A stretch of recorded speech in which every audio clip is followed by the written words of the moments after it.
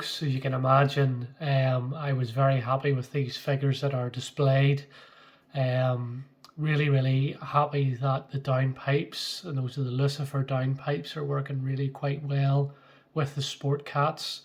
The guys that mapped the car as well, TorqueTronix, were delighted with the figures as well. So they obviously, the proof's in the pudding there, they work exceptionally well.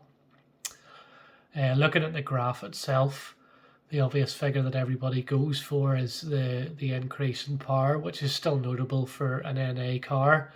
However, the major increase is the mid-range torque. If you look at the top of the graph, right through the mid-range there, that's the torque plot. The difference over that and standard is notable. Certainly something you can feel when you're driving the car in the mid-range punch, when you say you overtake someone. It's certainly massively increased.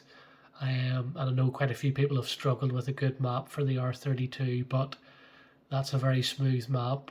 Seems to work very well. More than happy with it. So yeah, great figures. 278 horsepower, and a good increase from 247.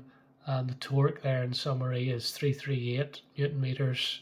It is now up to 375 Newton meters. So, and again, that sort of proves prior to the map the engine was pretty healthy, so it was hitting its standard figures pretty much there. So yeah, happy all round.